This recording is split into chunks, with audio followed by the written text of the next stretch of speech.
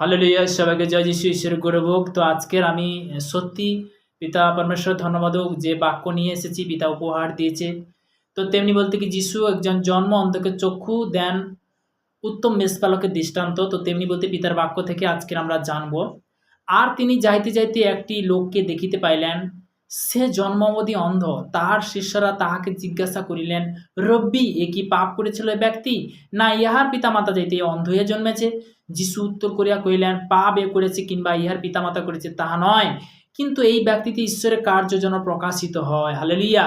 কি বলছে পিতার বাক্য? যে ঈশ্বরের কার্য যেন প্রকাশিত হয়, সে জীবিত ঈশ্বরের যে আজকের আমরা আরাধনাতে আসছি, আমরা বড় বড় সাক্ষ্য দেখছি, বলতে কি আমাদের জীবনে বড় বড় মিরাকেল দেখেছি। তেমনি বলতে কি যে পিতার বাক্য কি বলছে, জগতের মানুষ বলতে কি অনেক সময় দেখবে, তো তেমনি আমিও একদিন ছিলাম, যে এ কি করেছিল পাপ, এর জন্য এই অবস্থা হয়েছে। কিন্তু ঈশ্বর কি বলছে, যে এরই দ্বারা ঈশ্বরের মহিমা প্রকাশ্য হবে। হালেলুয়া। তো তেমনি বলতে কি যে জীবিত ঈশ্বরের বাক্য বলছে, আমি বলছি না। পিতার বাক্য কি বলছে পরিষ্কারভাবে, যিশু যে আজকের কেন যিশু কথা বলছে, পিতার বাক্য বলে গেছে, যিশু তাহা দিয়েও করেন, আমি পদ সত্য জীবন, আমার দিয়া না আসলে কেউ পিতার নিকটে আসে না।